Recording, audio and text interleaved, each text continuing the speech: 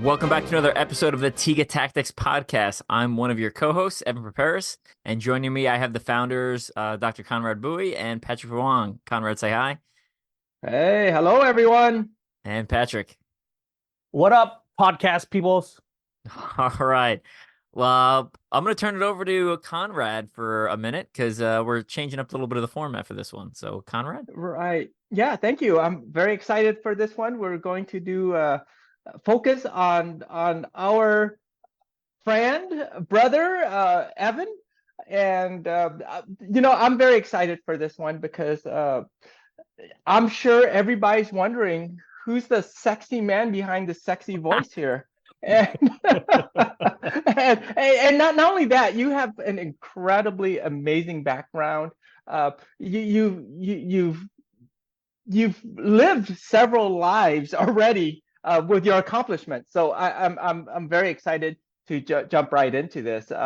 Let's just start with your background. We well, I don't know if we all know this, but a lot of us know that you're a member of the uh, armed forces, the special forces, and uh, we'd love to see or get from you how you got there and tell us a little bit about your childhood. Yeah. So, I grew up in Long Island, New York, so right in the middle of Nassau County there. Kind of upper middle class household. One sister, father and mother. And it was all suburbs. I was always like a skinny, kind of like slightly awkward kid. So if you've ever seen the TV show The Goldbergs, I'm like the clone of the main character. Like I'm not close. Like he is exactly me. It is like we'll watch episodes, and it is scary how accurate it is. It's like did this guy copy my life? So that's pretty crazy. Just kind of nerdy. I wouldn't say I got picked on a little bit in like elementary and high school, but not like it wasn't super bad. It seemed like maybe slightly above average, so nothing too crazy. I was always kind of a weird kid in school. Like when I graduated senior year, I was voted most theatrical because I was primarily involved in plays and musicals. Yeah, but I was in six musicals in high school.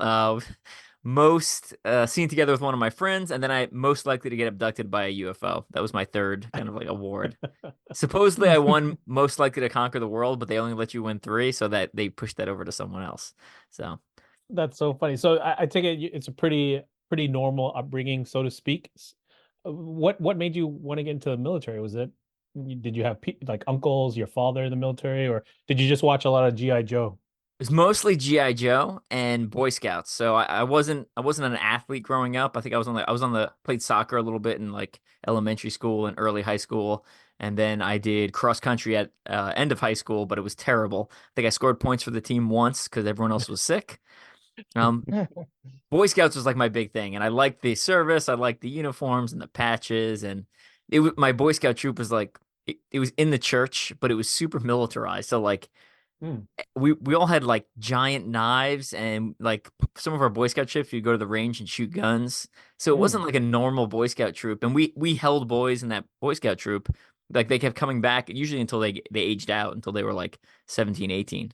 So a lot of the troops we went to summer camp with would like, but at like 14, their troop would just start falling apart. But we all got along, and a lot of those guys were in like my wedding party, a decade plus Hmm. later. So. So are you an Eagle Scout? I am. I got Eagle Scout at like 15. Got like 60 Wow. merit badges. So like super nerd and always like hyper focused. When I found something I liked, I would like deep dive into it. And Boy Scouts was one of those things. Why don't you explain to people who've never been a Boy Scout so what it takes to become an Eagle Scout? So yeah, there's like 21 or so merit badges you needed. So that's like the minimum. About 11 of them are required. They have to do with nation service and community service and first aid and camping and all these various things. And then the other like 10 or so are electives. And then you have to do a big project at the end where you do some sort of large community service project. I collected food in a bunch of different neighborhoods and donated it to the Salvation Army. So it's like this big project. Everyone does something slightly different, and it's really up to you to plan, execute, and then kind of like conduct a after action review type thing and put it into a book and then present it to the board. So it's a pretty big step for like a teenage kid. Yeah. Wow, very cool. So you're a Boy Scout through and through then. Oh yeah, 100%. Yeah. Yeah, And what I'm sorry, Patrick. I was wondering about you talked about knives and guns. How old were you when you were handling these tools here? I remember getting my first knife as a Cub Scout when I got like my basic. You have to pass like a safety exam. So I think I was probably like 8. And then I got really started getting to knives probably like early, like probably 11, 12. And then we started shooting guns at summer camp. I think the minimum age was 12. So that's when I started shooting like 22s. And then as we got a little bit older, there was a shooting range near uh, in Pennsylvania that we used to go to. And they had like, you could pay, I don't know, $10 and shoot or clip through like any gun. And they had like Uzis and, the handgun from Terminator 1 and, M1 Garand, like everything. And it was just a super cool experience. So. and so what was the impetus to go into the army? A lot of the older boys in the Boy Scouts were, I won't say a lot. We had a couple going to, like, a couple went into the Marines, went to West Point, and I just kind of viewed it as a continuation of Boy Scouts. Like, Mhm. it was same type of people, except now you have bigger guns and more weapons, and the service is still there. It's just instead of being like to community and like community service projects, you're serving your nation. So I wanted to do that, and then when I started looking into it, they're like, "Oh, we'll pay for college," and I was like, "Oh, cool, you pay for college? That takes a financial burden off my parents, like a pretty substantial one." So I applied for a program called Reserve Officer Training Corps. So essentially, I went to a normal college, and then like one of my classes each week was Army class, and that's kind of how I paid for college and had a job lined up afterwards. That's very cool. Well, And what did you major? I'm sorry. no, yeah, go ahead. Yeah, what did you major in college? So I was a double major, psychology and economics. Couldn't pick one, and by the time I decided on psychology, I had already so many credits that it was might as well double major at that point instead of a minor. It was essentially the difference between one semester of doing all economics and one semester of taking some easier classes. So double major. I went to Johns Hopkins in Baltimore, which is where I'm with my wife. She went to Loyola down the street, and then that's also why I tend to go to the Maryland seminars because my wife's family's from that area. So Very cool. That's awesome. So you have that family connection and so being in the army is one thing, but then being in special forces is a whole nother level. yeah, And for people who aren't in the military, they're not familiar with the military, the term special forces is very specific. A lot of yes, people use it generically, but it actually refers to a specific branch of the army. Um, and basically Green Berets, right? That's another term that they use for people who are in special forces. So right. maybe describe that for people who don't understand what you do and why you ended up, getting into special forces. Yeah. So special operations forces is the umbrella term. So special operations forces includes subunits like Navy SEALs. It includes Marine Special Operations. It includes Green Berets or Special Forces, as it's called. Includes other special mission units that we usually don't talk about very often, and Special Operations Aviation Regiment, the Night Stalkers, and Ranger Regiment. So if you've seen Black Hawk Down, it's basically like all the units in Black Hawk Down, plus a couple other ones. So Special Operations Force, that's the generic umbrella term, kind of like mixed martial arts is an umbrella term, and then like UFC is a brand within mixed martial arts, and Shamrock and whatever other professional fight league are in that umbrella. Going through college, I tried out for a fraternity called Pershing Rifles. It's a military fraternity, co-ed, and essentially there's not like a normal fraternity pledge period. There's no drinking. It was just a lot of exercise and I'm gonna say tough activities. I'm gonna use that nice vague term there. And the group I pledged with and then ended up spending most of my time with were like all really into infantry and they wanted to do all the army stuff. And hanging out with them, the experience I had in Pershing rifles, they were like, well, if you're going to go into the military, like, why don't you do something you can't do on the outside? And going into the military, I wanted to be like med service or intelligence or something like that. Kind of use my brains, my book smarts. And then the longer I hung out with those people, the more I was like, no, I should do something that kind of is unique and you can't do on the outside world. So I decided I put infantry down and my first choice, artillery as my second. They gave me my second choice, artillery, which is shooting the big cannons. Went on a deployment, actually went on 2 deployments. And then I eventually tried out for special forces. And what makes special forces unique compared to the other special operations forces is they do unconventional warfare. And unconventional warfare has a very specific definition. It's activities taken to coerce, disrupt, or overthrow an occupying power or foreign government through a auxiliary underground and guerrilla force. So the prime example I used to use for a lot of time was September 11th happens. CIA and special forces guys go into northern Afghanistan, use the Northern Alliance, and use them to overthrow the Taliban. A better example, and I'm excited because you guys are going to get this because I speak to high schools and they always give me blank looks, is the Rebel Alliance links up with the Ewoks and overthrows the Empire in the Battle for Endor. And all the high school kids I talked to are like, well, I don't know what you're talking about. And I was like, do your parents not show you Star Wars? Shame on them. Bring them in here so I can yell at them. So That's awesome. Return of the Jedi, yeah. That's awesome. I never thought about it that way, but yes, that makes a lot of sense. Yeah, the Rebel Alliance is like that is UW. That is unconventional warfare. They're space Green Berets essentially. Yeah. Very cool. And explain to people what selection is and how hard that is. So selection is a 3-week tryout process. And then once you pass that, there's a 14-month training pipeline before you get your Green Beret and your Special Forces tab. The selection process, there's actually a documentary out about it called 2 Weeks in Hell, because at the time it was only 2 weeks when they filmed it. Long story short, there's a bunch of psychological tests to make sure you fit the correct personality and don't have any sort of like major psychological disorders. You do a lot of fitness stuff, physical fitness tests. You do a lot of unknown distance runs, unknown distance ruck marches. So they'll line you up at a start line and they'll say, all right, complete the course as fast as you can. Follow the signs, go. And are you running 3 miles? Are you running 5 miles? Are you running 10 miles? You don't know. No one knows. So you just kind of run and follow the signs. Kind of whoever wins. And they don't tell you the standard. They don't tell you the timeline. They don't tell you what's going on. So it's a lot of unknowns. And they don't give you feedback. So you never, when you do good or when you do bad, they just stare at you. They're like, okay, next event.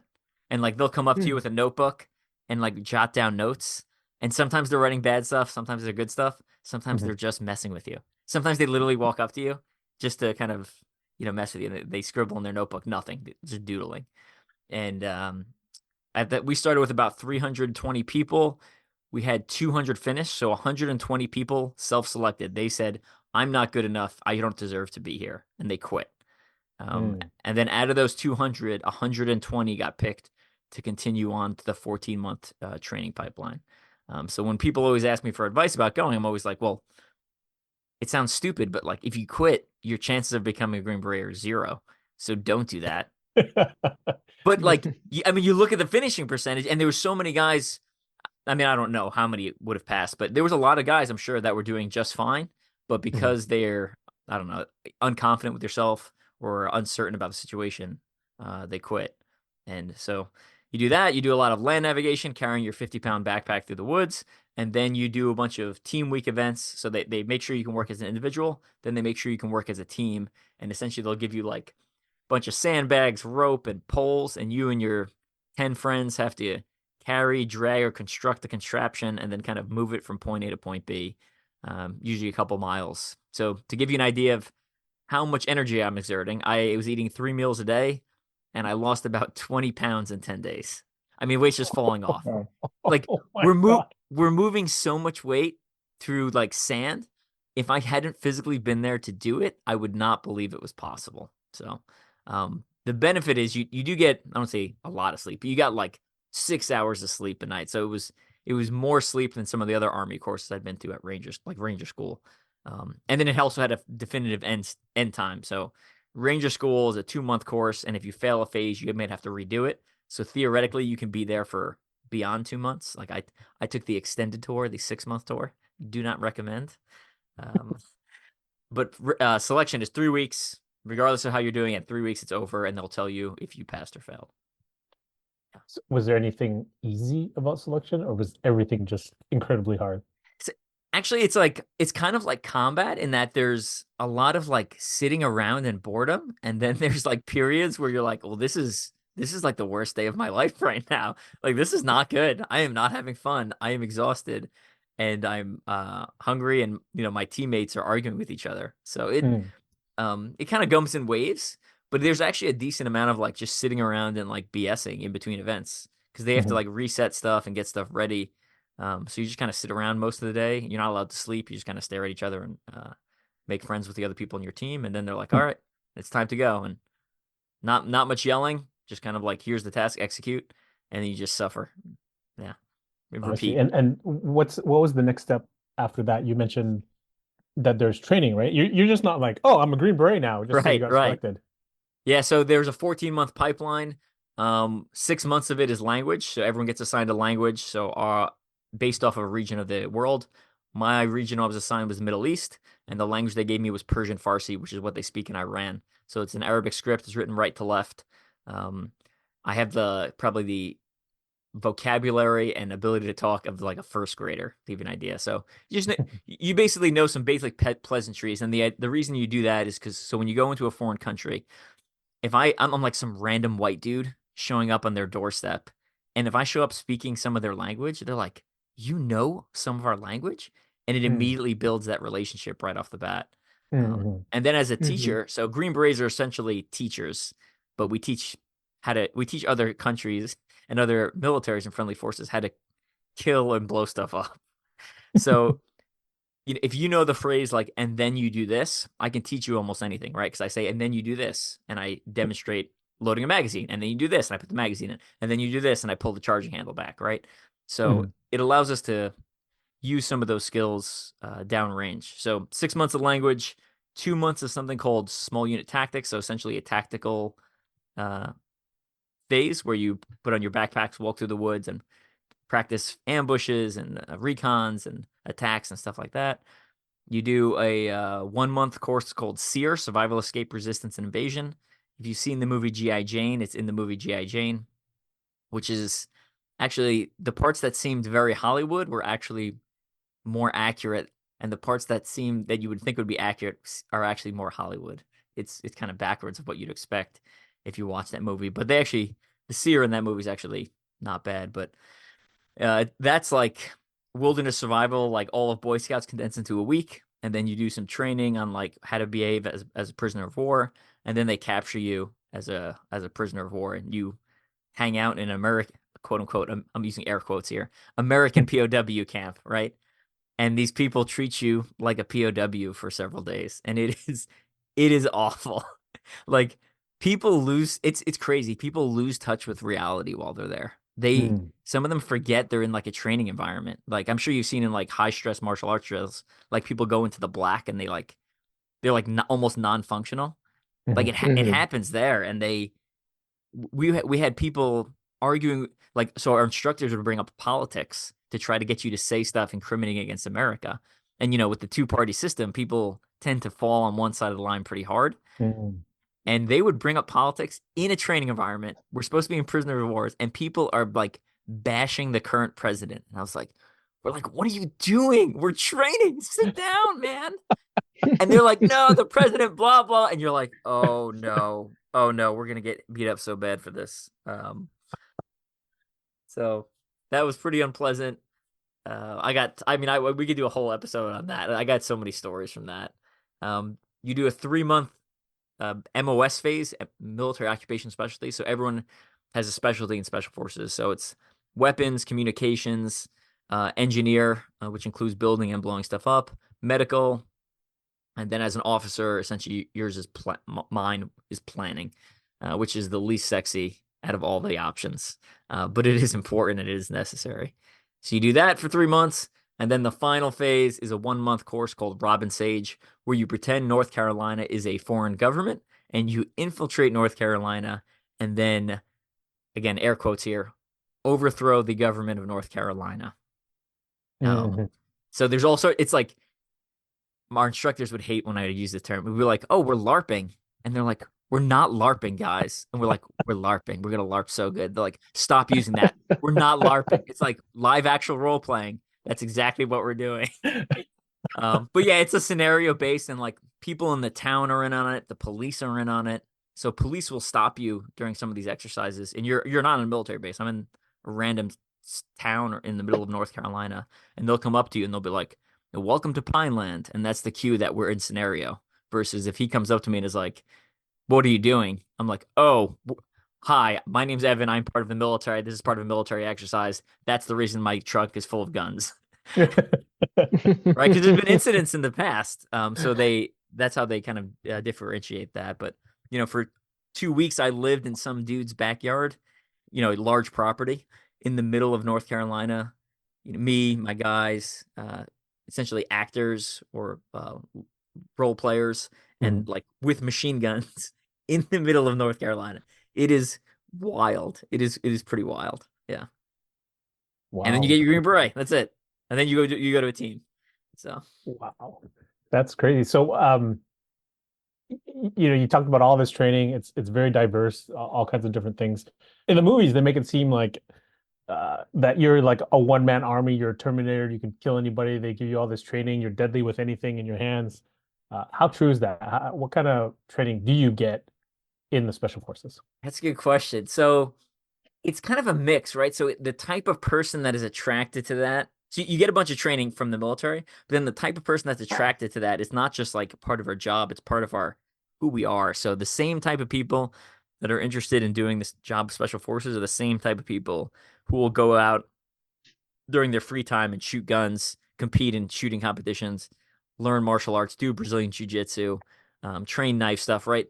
You get those personalities, run ultra distance races, right? Those personalities like overlap a lot and they feed into each other, right? So the more I hang out with people at work, the more skewed my personality becomes because we start feeding off each other. There was times in the last couple of years when like there's political and societal stuff going on, and I was just so confused. I was like, do people really believe this way? Because I was just stuck in my like special forces bubble where Mhm. there's like no excuse for failure, right? It's like, Mhm. I mean, when you fail, it's shameful, right? Like it's like there's just no excuse because if I fail doing some training stuff or doing some personal stuff, then I'm same type of it like failure begets failure, right? I'm gonna go down Mhm. range and fail, and then I'm gonna fail on my buddies, and then you just can't have that down range, right? So like Mhm. quitting is looked down upon, especially it starts in selection because when you quit in selection and you're doing one of those team events, they don't reduce the amount of weight and the amount of things you have to carry. It's like, Mm. cool, you have one less person. Looks like everyone else is carrying another 10%, and you're like, damn it, right? Right. So that kind of carries over onto the team. It carries over into the rest of our training. There's not a lot of hand to hand stuff. We do have some combatives programs, but a lot of it is obviously a lot of it's rifle based and pistol based. That's kind of the primary, and uh, a lot of it is just like hold someone off until your buddy can come over and shoot him, type stuff. Mhm. So we try to where I work now and the combatives we teach, we try to enhance that more so you're a little more comfortable going up and down the force escalation line there, and so you have a little more control. So when you do have to go hands on with someone, yeah, you can better choose a correct path as opposed to. But we found that when we do a lot of training, if you don't give people any hand to hand experience, they will default to shoot regardless, Mhm. right? So like, I don't know what's going on. I can't handle this guy. Boom, and you're like, well, he probably didn't need to be shot. Like, there's second and third order effects that are going to come from that. So, the cool thing about special forces compared to the regular militaries, right? So there's all these military schools, airborne school, air assault school. You get a bunch of patches, Pathfinder. So I got a bunch of patches and pins on my uniform. That is the lamest stuff that we do. In special forces, if you can justify how the skill set relates to your mission, you can do it, right? So, example, I could have hired you two and come to my team and teach, self defense for when working in a low visibility environment, right? Because of a lot of our strikes and the EDC carry stuff transfers, I would say 1-for-1 over. We had guys go to photography classes, lock picking classes, offensive driving classes, body language reading classes, all Mm. sorts of stuff where there's nothing. I don't get anything on my military record, but I get a certificate from some civilian that's his one area of expertise, and he trains that very well, and then he gives me those skills. So long answer there. No, that's very cool. Yeah, I bring it up because Conrad and I have been teaching civilians for a long time, and if they don't know who we are, they'll say, "Oh, what do you know about nines? Or what do you know about fighting? Or what do you know about punching and kicking? You're not special forces. You're not in the military." And my retort is because I know a lot of people in the military. I tell them, well, actually, in the military, you don't really learn Yeah. knives or punching or grappling or any of the non-firearm stuff. And so there's kind of that stereotype that, like I said before, that you're all Terminators, that you can pick up Yeah. anything and you'll automatically know what it is and how to use it. So the phrase we use is jack of all trades, master of none. So we get a little bit, just enough to be functional in like a whole bunch of fields. But when we want someone who's an expert, I hire someone like Conrad and Patrick. But I would hire you two and come in and teach. The guys who had taught us long range shooting, that was some civilian that came in and taught because that's all he did. We had at one point we did have a guy come in and work some knife stuff, and again, that's all those people did. The lockpick guy, he only does lockpicking, right? So he comes in, teaches us as much as he can in a short period, and we get a basic functionality in it, and then kind of take it out for the rest of the mission. So, no, you guys are the people that we hire are specialists. That's exactly what they do. They know that topic that's better than the guys on the actual teams. I'll say that. Interesting. Very cool.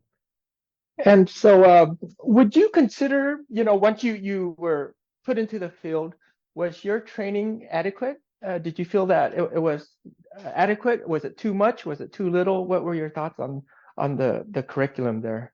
It's never enough. You always you can always have more. You always want more. My first two deployments were before I went into special forces. It was when I was in the 101st. So I actually graduated college, went through like the basic training course we went through, Ranger school, showed up to my unit, and they were like, "Go home and see your family for 2 weeks. We're leaving for Iraq." And I was like, "Cool." So I didn't get an apartment. I went home, saw my family, I got on a plane, went to Iraq for a year, was back for a year, went back to Iraq for 14 months, and then I went to the special forces training pipeline. So my first deployment, it very much felt like being thrown into the fire there, into the wall. You're like, all I've done is Ranger school. Like I'm still hungry and sleepy from Ranger school, and they're just like, welcome to Iraq. Be careful. There are bombs out there, and you're like, sweet. You're like, this is gonna go well. And the Army in general, specifically for Iraq, right? Like the Army is designed for large scale conventional warfare, like fighting Russia, fighting China, fighting North Korea. That's kind of what we train for. And when I went to Iraq in 2005 for the first time, it was counterinsurgency, not something we've been specializing in for the last 20 years. So the learning curve was pretty steep, and we had to really adapt on the fly.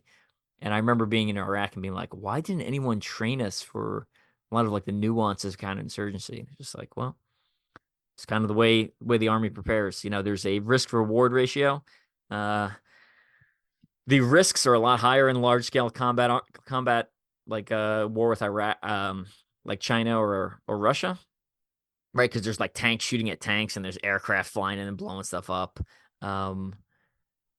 But that stuff is, when you look at history, that is less common. Those are brief periods in history, and counterinsurgency is the norm, is more normal, right? We did high intensity conflict in Iraq and Afghanistan for like a year each, and then another, 12 years and 19 years respectively of counterinsurgency, right? So you can just see it in those two wars alone. And we can go back through all of history, and the ratios look very similar. But if you lose in large scale combat arms, right, it is substantial. You'll lose a lot of lives. It is embarrassing on the world stage. So the Army kind of weighs out how they prepare for those things. I would, again, just my personal opinion, I would argue we sometimes spend a little too much time on high intensity stuff and not enough time on some of the counterinsurgency stuff. But I'm also a special operations dude. So there's a saying that when you're a hammer, everything looks like a nail, right? So like, I'm a special forces hammer, UW hammer, So I think more the counterinsurgency mindset. Yeah. All And right. Oh, go ahead, Patrick. yeah, I mean, you've been deployed all over the world, been in obviously combat situations. You probably can't talk about any specifics, but what's the one or maybe top three things that you kept in mind to keep yourself alive, basically? I'd say the first one is staying calm. Or so I'm as an officer, I'm a leader. So typically when we're out on patrol, I'm usually because usually we're operating in smaller elements. I'm usually the quote unquote highest ranking person on the ground in that element. So staying calm was always really important because fear spreads through the unit very quickly. I remember one time one of our trucks got hit with an IED, and I improvised explosive device as a roadside bomb, and I called over the radio and was like, hey, Gator 2-1, let me know how you guys are doing. And like their car had literally just been blown up, and I come over like completely calm, and one of my sergeants was like, he's like, you sound like you were like ordering a pizza, like you didn't even care. And I was like, well, again, if I panic, it's gonna make everyone else panic, and then we're not gonna be able to make clear decisions. Um, Mhm. so staying calm was a big one. Another one that actually you guys put into words, but we used to do that with our soldiers was kind of like the what if game, right? So like as we were going down the street in Iraq, we would kind of look around and be like, all right, well, if I take fire here, where am I going? If I take fire here, where am I going? What would be a good if I was a bad guy? What would be a good place to hide over here? What would I use if I was and placing roadside bombs? And my platoon, my 20-man section, I think we were the only ones in my battalion, which is at the time, the way they divided us, we had essentially 7 maneuver platoons.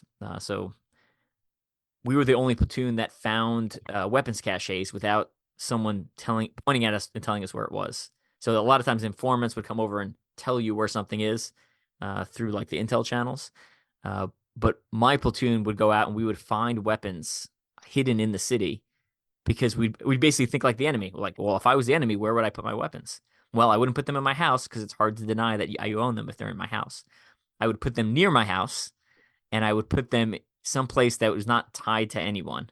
So we would search abandoned cars, we would search abandoned buildings and stuff like that, and that's how we would find weapons. And I'd bought. You guys familiar with Bud K, right? The knife magazine. Yes. Who isn't? Of course, yeah.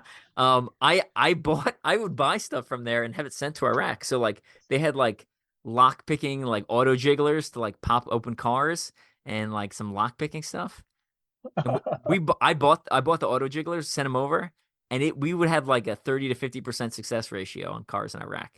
Just like I Nice. literally no training. I literally hand one of my specialists a set of auto jigglers that I paid for out of my pocket, and I was like, use these when we walk around the neighborhood and see how many cars you can open. And he's like, okay.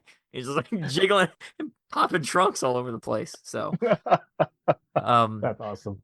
so the what if game, staying calm, and then the other one is rehearsals, right? So running through things ahead of time, so so the first time you do something, it's not under gunfire, under pressure, and ideally you do the crawl, walk, run method, right, or slow, smooth, fast, as you guys call it. Um, you do it slow, make sure you're in the right movements, everything's going perfect. Then you kind of speed it up, and then eventually you kind of add resistance. So whether you're doing force on force with simunitions is ideal. But when I showed up to my platoon for that second deployment, I actually met them for the first time in Iraq. So very similar to my first trip. I showed up in Iraq and I was like, "Hi, I'm new here. I'm in charge. I'm gonna lead you in combat." And they're like, "Who the hell are you?" And I was like, cool, this will go well. And one of the first things I did was like, all right, like show me how you guys clear rooms, how you guys would enter a building. And the method they had was a lot slower than I had done on my previous deployment. And we sat down. I built a glass house, essentially, which is just tape on the ground at one of the shooting ranges on post. And we repped things on a glass house. And we came up with how we were going to breach the door on that building. And the army didn't give us ladders to use. So we grabbed some spare wood and we built ladders. And that's how we would breach doors. I mean, that's how we'd breach compounds, right? Because most of the houses in Iraq, it was that outer compound and then the house was in the middle. So you had to go through the gate, and I can blow apart the gate with explosives. But if you hit the wrong house a bunch, that it gets old real fast, and you're damaging a lot of doors, and you're making a lot of people unhappy. So we basically found the easiest way was just to unlock the door, and you do that by climbing over the wall. So Mm. we'd build ladders, and we made sure we had security, so we'd more than one ladder essentially, and one guy would hop over, and while the other guy pulled security, the other guy would unlatch the door, and we just flow right into the house or into the courtyard. So yeah, staying calm. What if rehearsals? Those are my three I'm going with off the top of my head. Feel pretty good Cool. about that. All right. And you know, I know you spent a lot of time overseas, mostly Iraq, 44 months, I think. And we would love to come back and do a deep dive into some more of your war stories as well as your experiences there. Let's move forward a little bit. And what happened after all the deployment? What has life been like after all that? Yes. We talking about like immediate posts or just kind of like where my life went afterwards? Uh, Whatever you'd like to talk about. I guess we'll go with where my life went afterwards. So as to be able to pass all these military courses, I started training a lot, obviously, and I figured if I could run really far on like some of the toughest civilian events, marathons, triathlons, etc., I should be good at the toughest military events, right? So that's kind of why I started getting into endurance sports. And through my program at Fifth Special Forces Group, they had some weird relationship with Under Armour, and I went and worked at Under Armour for like 3 weeks, and it was like the craziest 3 weeks of my life. I mean, I went to like Kevin Plank's house, the CEO of Under Armour. Like George St. Pierre was at the party. It was like it was crazy. I sat through like a meeting with Cam Newton in the Under Armour headquarters, and I didn't know who Cam Wow. Newton was. And like people were like, Cam Newton's gonna be in the meeting, and I'm just like staring, and they're like, "Do you not know who Cam Newton is?" It's like I have no idea who that man is. So like, the quarterback is like, oh, right. Football. Got it. Um, and then kind of they were sponsoring an event called Tough Mudder, specifically World's Toughest Mudder. It's a 24-hour obstacle course race. You line up at the start line, they say go, you run around a 5-mile loop. You're doing 20 to 25 obstacles. Whoever does the most loops in 24 hours wins. So I come out to this 24-hour obstacle course race, World's Toughest Mudder. And I didn't realize it, but I've been essentially training for this sport for like a decade. I just didn't know it, right? Because it combines strength application, so like doing obstacles and carrying things, and speed, essentially endurance running. And I showed up to the event, and then it requires being like super mentally tough and basically persevering regardless of what's going on. So I went out there for my first 24-hour obstacle course race. It's essentially a world championship event. It gets cold at night. You have to put on a wetsuit to survive because you're getting in and out of water, and it's like 40 degrees and windy outside. So not particularly pleasant. And a lot of people essentially quit when it starts getting really cold. And I basically survived the night and just kept moving all night. And I finished 13th. And at that point, that was like way better finishing results than I'd done in realistically like any other sport or event ever.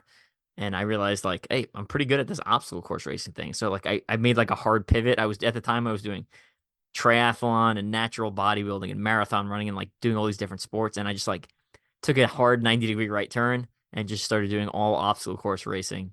And the sport was new. So I started writing articles, like using examples from Runner's World and stuff like that as a template, and started producing content for the obstacle course racing world. Yeah. Cool. You mentioned that you were nerdy in high school and you did theater and things like that. When did you start getting into the bodybuilding and the weightlifting and all that? It's kind of towards the end of, or I'd say early college. My dad took me to gym as like a little kid, and I lifted a little bit of weights then, but it didn't really kind of like stick. And then when I got into college, again, the military, in order to be good at the military, you have to be physically fit, and I was scrawny, so I was like, I should learn how to lift weights because that will make me stronger. And I had a couple of friends who were into strength sports, like one of my guys that was in my wedding party used to do like amateur strongman events. So I started training with him and just kind of stuck. And consistency, just like martial arts, right? Consistency times time, like make it a decade, and then you get decent. You get decent after a while. So Right. After about a decade, you can get decent in just about anything if you put in that time. yeah. Absolutely. When I interviewed Patrick before, he said it takes about 5 years to get good at about anything, and I thought that was pretty accurate. So Mhm. And then you did this hard pivot, and I know you nothing stops you. You're world class at this, and you're trying to break some records. Tell us about that. yeah, so I used again. Obstacle course racing was a new sport in 2014. It was only a couple years old, or depending on which championship you go with, you can consider it the first year or the third year, depending on how we're looking at things, or fourth year rather.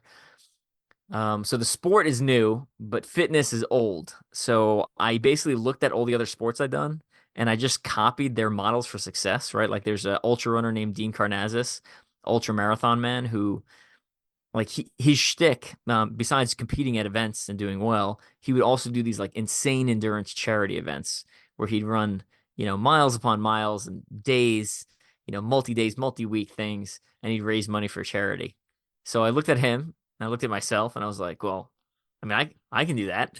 So I was like, well, that's what I'll do. That'll be like my shtick, right? That'll be my hook. So I basically I straight up, and I've talked to Dean since then. He's sponsored by the same supplement company, Hammond Nutrition. And I was like, hey Dean, I stole your model. And he's like, oh, cool. He seemed pretty cool about it. But that's what I did. So in addition to competing locally at a bunch of events and doing some bigger endurance races, I started coming up like for about 7 years in a row. I was like, all right, I'm going to do something that's completely crazy.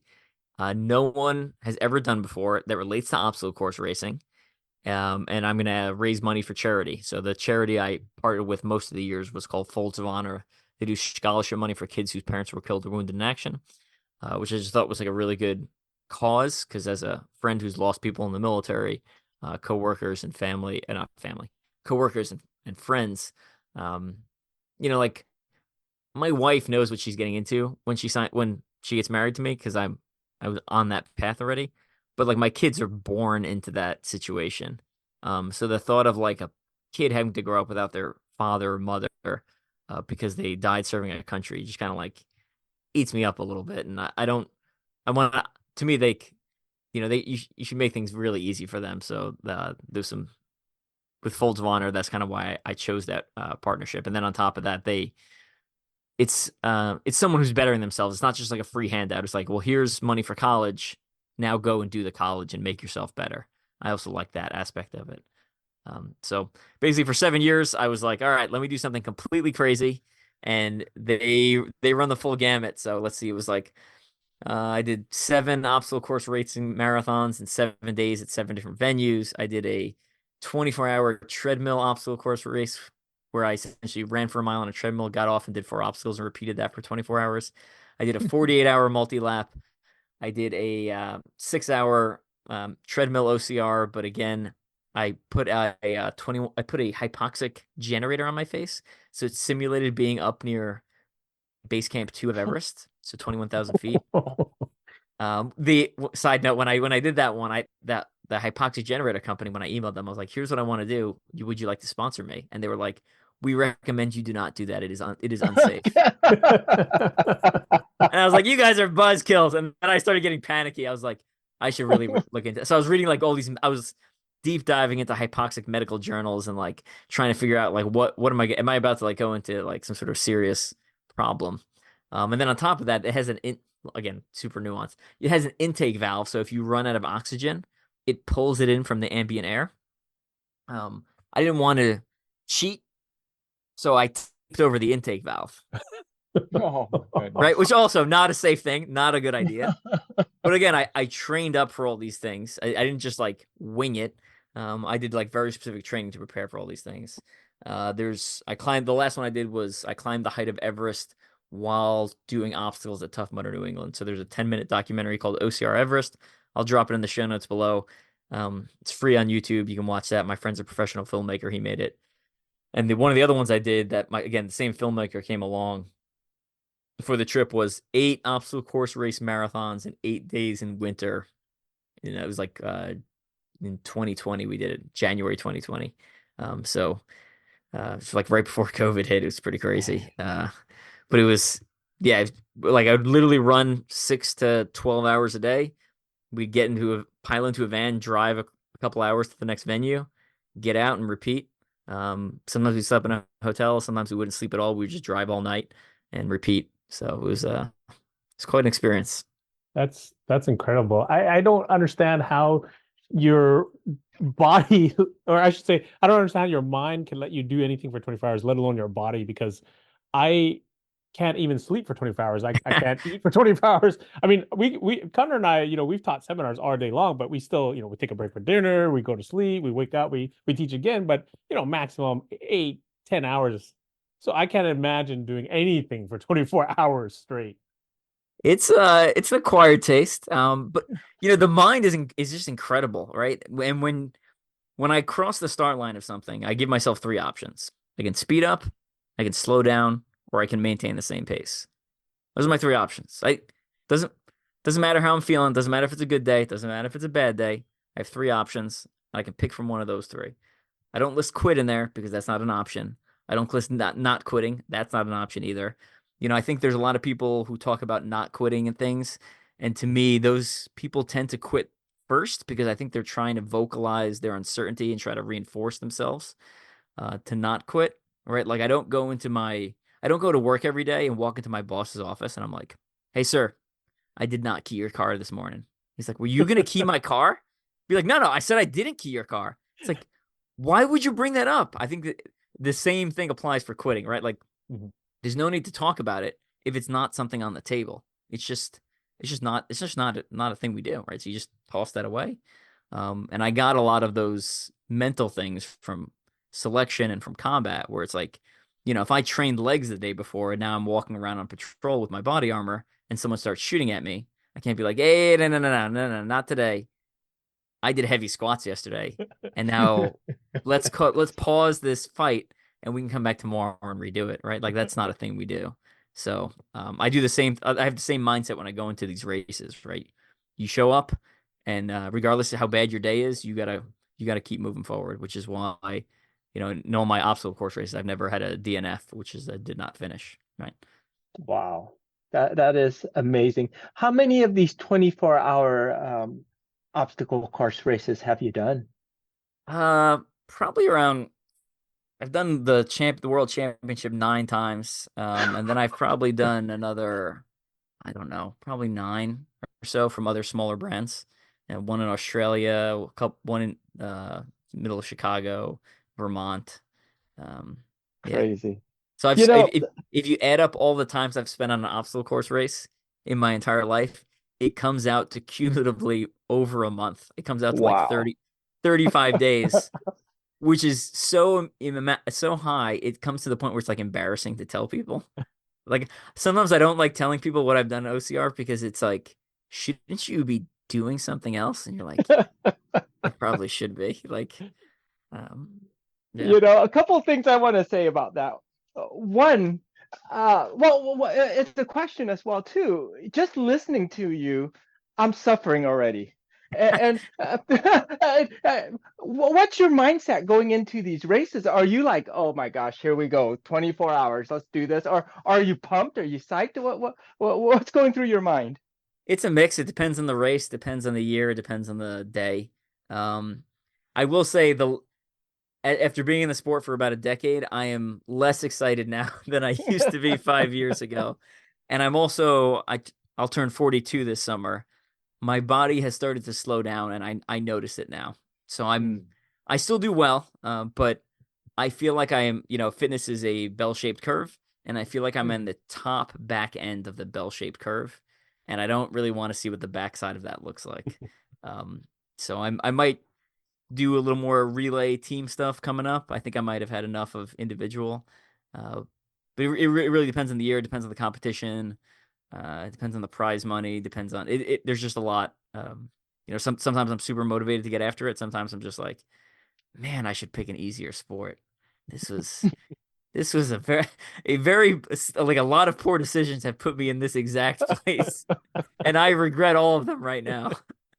But yeah, I always joke like if I was better at short course stuff, I would do more short course stuff, but I'm not, and so ultra endurance is where we ended up. So I have to admit, I have your book, Ultra-OCR Man, and when I first looked at it, I thought it was Ultra OCD Man, and and now that I think about it, it is a little OCD. You've got to be kind of out of your mind to be doing things like this over and over and over again. It's to me, it's amazing. It's amazing. It's incredible. thank you, thank you. So let's that it's clearly the accomplishments you've had in this sport is elite, world class, definitely. And I'm still impressed. I remember you said, "Hey, let's go practice together, and I'll show you how to do it." I was like, "No, no, no, no. My legs already hurt just you saying that." So I think I'll pass. But acknowledging that, let's move on to your martial arts training and how you got into martial arts. Is it something that you've always loved since you were a kid, or you got into it because of you were in the army? Yeah. So growing up, like we talked about it, GI Joe, Mhm. Arnold Schwarzenegger, Sylvester Stallone, right? I did have like a small Bruce Lee phase. It wasn't quite as influential as you do. But I watched the Bruce Lee movies growing up. So I always kind of liked that. I did one summer, I did Muay Thai and Kempo karate for 2 months while I was waiting to go to like some army training. And then I didn't really do much of it. I did a little bit of combatives, early days of the army.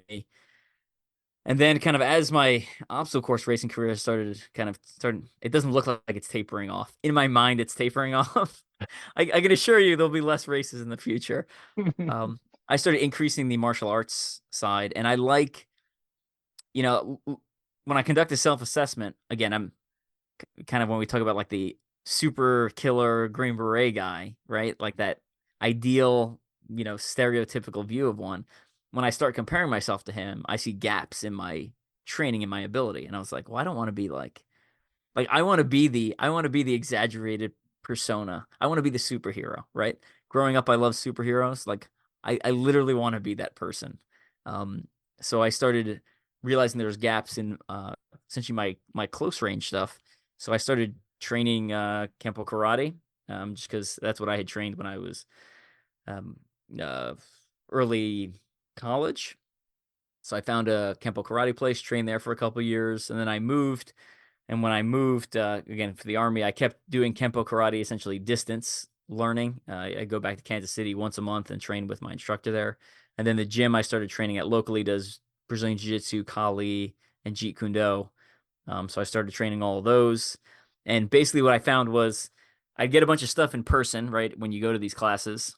And sometimes they give you stuff to practice, and other times they don't.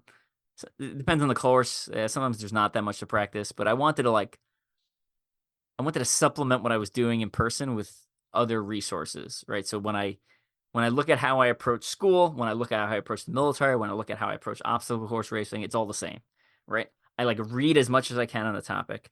I watch videos / get some sort of professional instruction, and then I repeat ad nauseum. Like you repeat so many times that not until you can do it right, right? Until you can't do it wrong.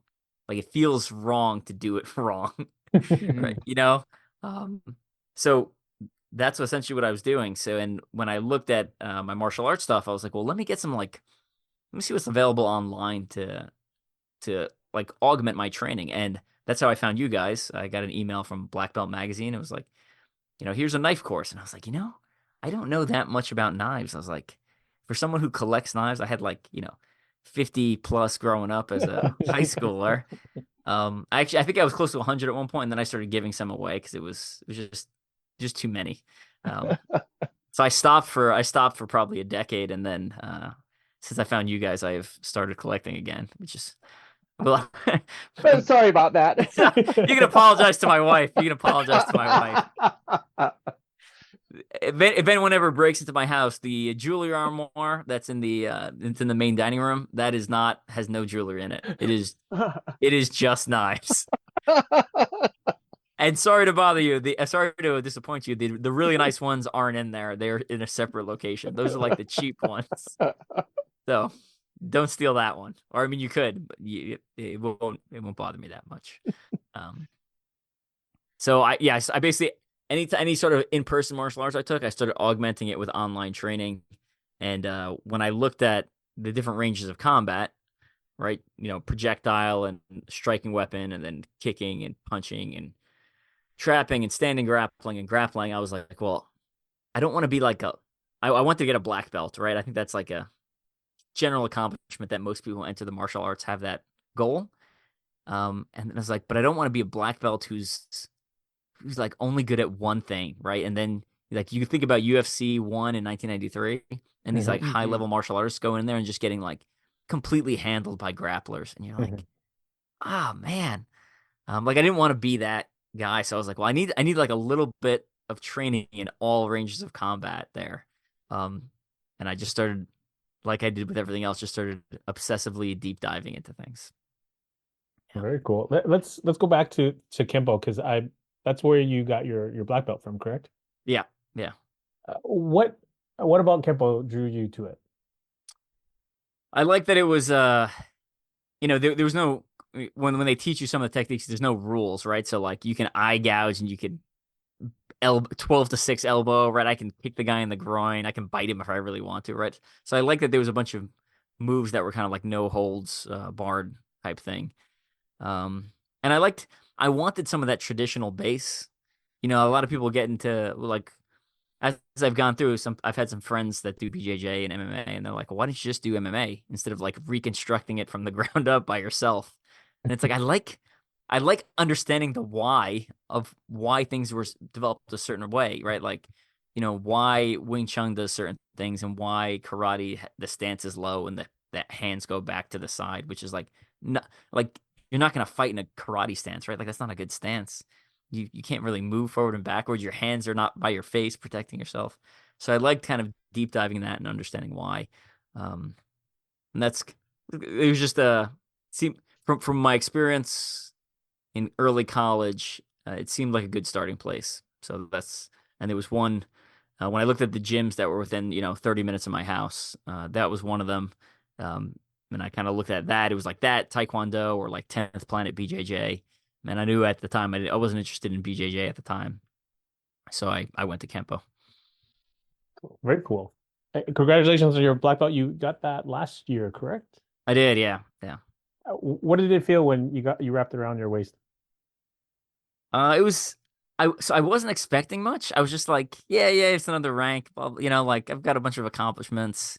And I felt a little, I'll be honest, I felt a little emotional. It was like it was like the first kind of like big step in like my martial arts journey. And it's not a conclusion necessarily, but for me, for Kempo, it kind of was, just because I was traveling back and forth for it. So I ended up stopping shortly thereafter and focusing on the stuff where I don't have to drive 2 hours once a month in each direction to train.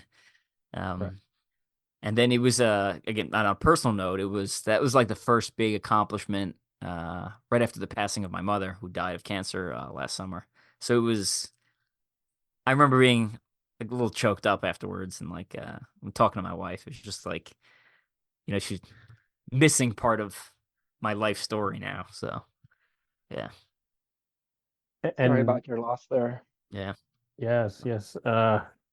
Sorry for that.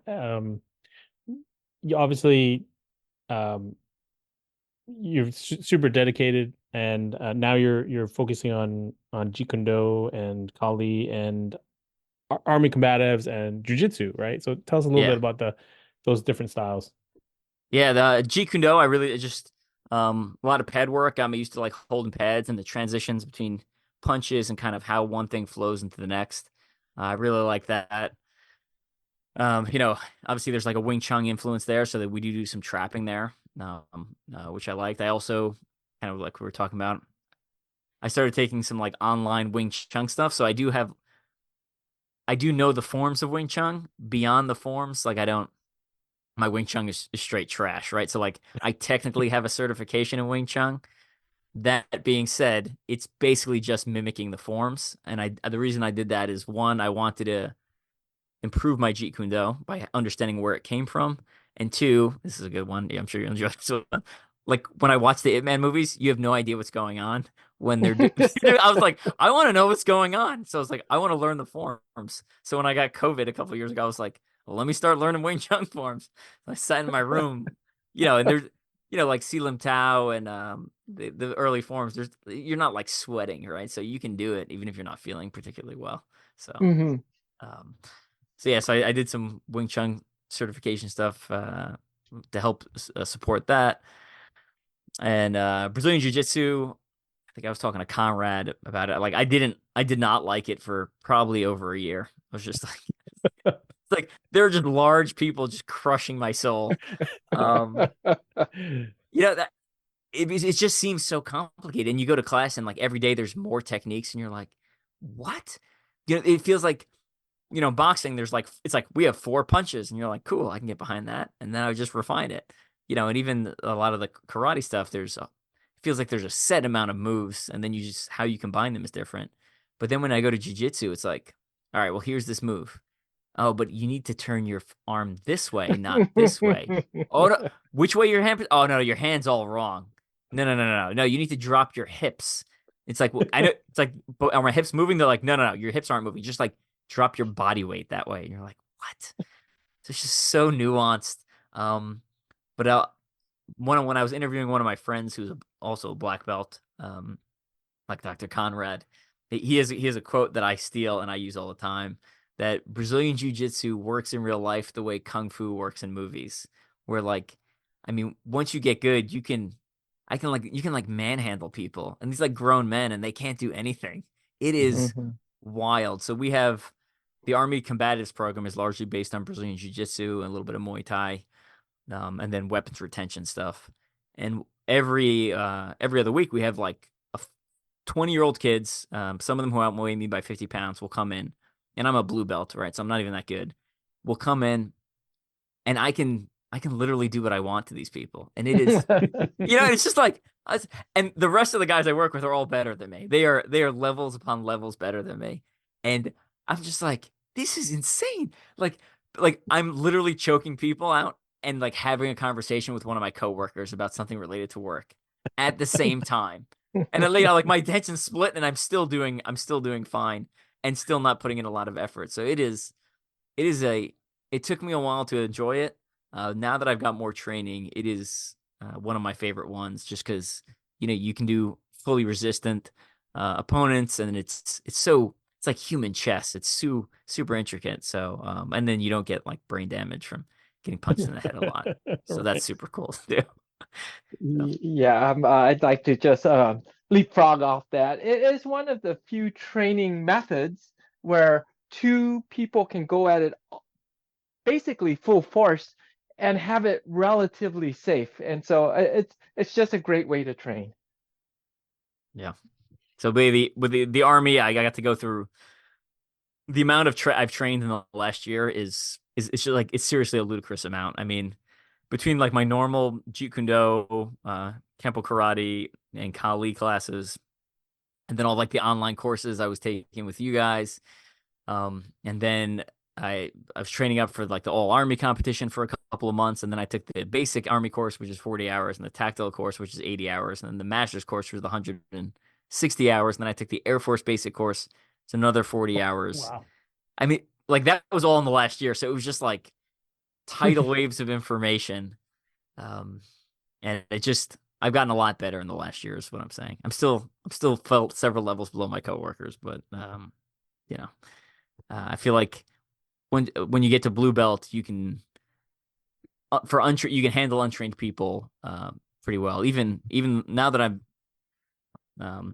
even the wrestlers, like I used to have a lot of problems with the wrestlers when I was like a more senior white belt, and just even kind of that a little more experience, I now have less problems with the wrestlers.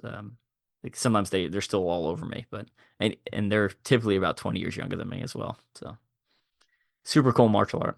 It is, and like what you were saying, at first you've got to be prepared to have your soul a little crushed and let go of that ego. But once you get over that hump there, exactly, I've seen a lot of people, myself included, go through a very similar journey as you did. You get over that hump and you realize, wow, I'm doing better. I'm handling younger people heavier than me a little better, and it just gets fun from there. Absolutely. Yeah. Let's move forward to I know you have a website that that you maintain, a strength and speed website, and some books that you've written. Can you talk about that? Yeah, so my website's teamstrengthspeed.com. My company is called Strength and Speed, primarily an obstacle course racing company. But it was really meant to be like a multi-sport fitness company because I got tired of, as I bounced between sports, I got tired of like switching who I was representing. So I'm like, well, I'll just make one brand that represents everything. So it really kind of follows, the brand really follows what I'm currently into. So yeah, for a while it was a lot of like bodybuilding, marathon running type stuff, and then for most of its existence, it's been obstacle course racing focused. And now it's got like a martial arts section as well as like a Christianity section, are kind of the three pillars. Fitness, fighting, and faith is what I have it on the website. But Cool. teamstrengthspeed.com. Cool. Got a podcast in addition to this one, obviously. We've got, I don't know, 200 plus episodes. Uh, I've written about 350 articles at this point. Got 8 books. Most of them are very obstacle course racing specific. If you enjoyed some of the stuff I've said on the podcast or want to know more, there's a book. My biography is called Ultra-OCR Man. It's on digital hard copy and Audible. I recommend the Audible just because you can listen while on a run or driving to work.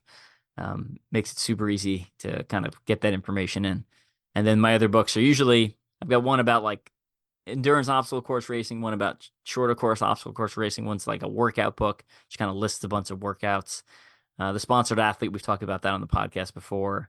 And then the one more generic one is just one called On Endurance. Basically, I took lessons learned from the 200 plus podcasts I did, and I kind of simplified them out and made them into like a list format of like, if you want to improve endurance, whether you're doing a 5K, a 10K, a half marathon, a full marathon, a 24-hour race, whatever it may be, here's a bunch of steps and things I can recommend, like mental tricks you can play on yourself in order to improve your endurance and perform at whatever distance you want to perform at. And then, like I mentioned, the OCR Everest documentary free on YouTube. And then I have a 24-minute professionally produced documentary my friend made that is also linked on my website called Ultra-OCR Man. That one's like it's like $10 off the website. That's crazy. You Cool. that just describing all those things. You're an athlete, you're the military, you're a father, you're a husband, you're a Yeah. writer, you do podcasts. How do you make time for all that? This is incredible. You're just extremely efficient. Yeah. I stopped watching TV. That was like probably the biggest one. I just like hard stopped. When I was deployed in Iraq, we watched so many movies, and I came back and I was just like, I'm just tired of like watching other people live their lives and not being able to do anything, right? Because when you're in Iraq, you're stuck on a base. So you go work out, you go on missions, and then you basically just sit around the base, just kind of waiting for the next thing to happen. Um, and then the kind of big part, right, is a lot of it's just drive and consistency over time. Like I'm not you go through an average day with me and you'll be like, oh well, like I mean that was tiring or busy, but it wasn't like super crazy. Mhm. But if you just be consistent and we take that and times it by 5 years, 10 years, etc., it becomes almost impossible to keep up, right? Like Mhm. I didn't sit down and write 300 articles at once, right? I a couple hours one day I'd work on it, a couple hours the next day I'd work on it, a couple hours the next day. Same thing with the books, right? Like it takes me about a year to 2 years to write a book, and I'm usually working on like one or two at a time, just kind of throwing my thoughts down on paper, and then my dad helps edit them. And I have a friend named Amy Patrick; she helps edit them as well, and then I just slowly release them over time. So some of it's the work's backloaded, where like I'll do the work and then release it slowly over time, so it looks like I'm busier than I am sometimes.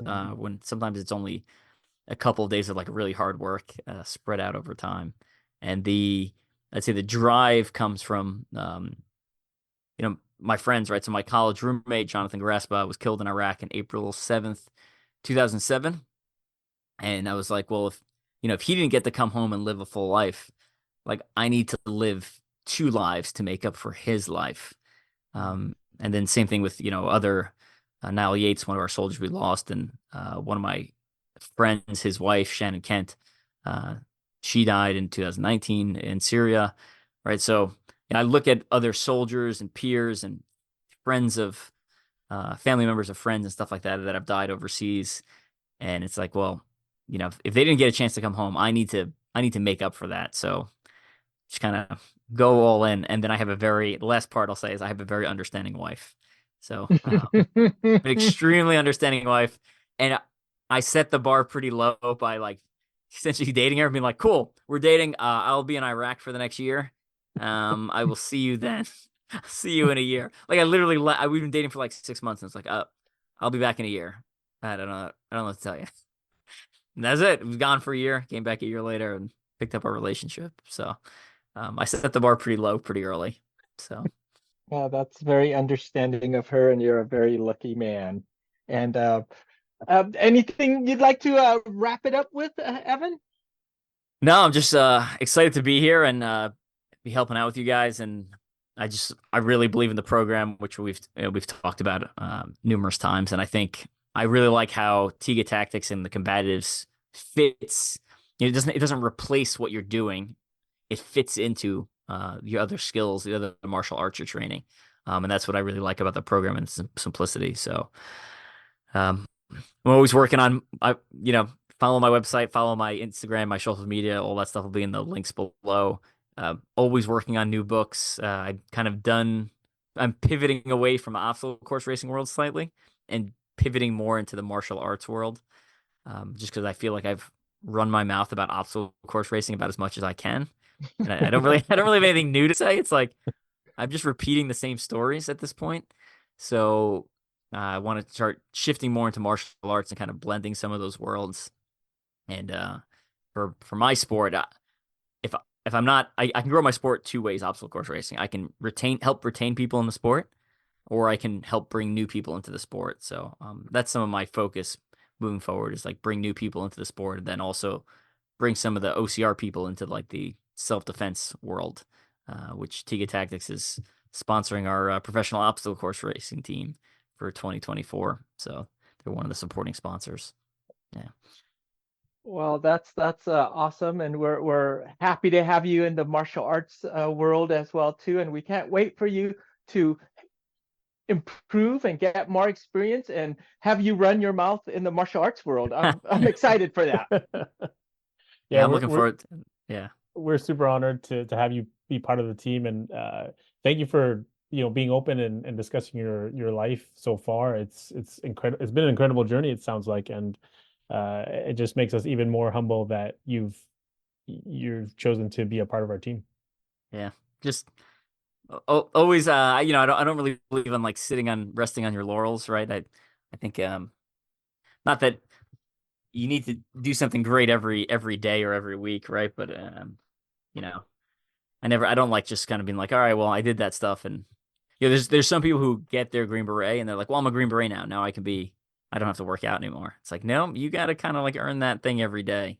Kind of like the black belt, right? Like if you get it and then you're like, all right, well, I'm gonna stop training, and that's basically it. Then that's really not really the point, right?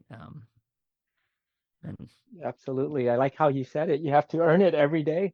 that's right. Yeah, even if like, I mean, to criticize myself, right? I got my karate black belt and then stopped training karate, right? But I'm still training all these other styles, right? So they still build upon each other, and I am not as good as Conrad's making me feel bad when we were discussing his background, and he's like, I do all my forms every month, and I'm like, Conrad. It's like, man, I gotta start doing that now. It's like I don't have time for this. So I'm gonna have to step up my game, and the meeting you two was also eye-opening for me because I realized that it's say normal, but it's not without precedent that people do multiple styles and are highly proficient in multiple styles. So just like I took Dean Karnazes' model for OCR, I mean for ultra running and applied it to OCR, I've taken like you two guys and I've stolen some of your mindset, your martial arts kind of lifestyle plan and applied it to myself. So just chasing black belts after you guys. So Awesome. Hey, it's not a bad hobby. It improves your lives in so many ways. So that's exciting to watch your journey there. yeah, absolutely. Absolutely. All All right. right, well, let's wrap it up. Thank you, listeners. If you hung out with us this long, we're glad to have you, and we're excited to see you at our next episode. Sounds good. And I know you guys just released is it public now, the schedule for 2024? The seminars and everything? Yes. So the next in this coming, well, for podcast listeners, that you may be listening at any time, so it might be relevant. I say this week, but yeah, in the next few days, you'll start seeing the full schedule, and hopefully they'll be able to check it out and see if we're close to their town or their state, and we invite them to come train with us in person, face to face. Sounds good. All right. Again, we'll drop a bunch of usual links down below, social media links for Conrad and Patrick, and then myself, and then some of the other stuff I've referenced on the podcast, my biography and stuff like that, if you want to know more, and the documentaries, etc. And then again, train Tiga Tactics online. I think we'll do a separate episode on like what our thoughts are of like online martial arts training, but I just think it has a lot of value to bolster and enhance whatever you're currently doing. I know I've learned a lot from watching other videos and then taking that stuff and repping it and applying it in various settings. So Absolutely. all right, we're gonna get going. Thank you, Thanks everybody. again. Thanks, everyone. All right. Bye.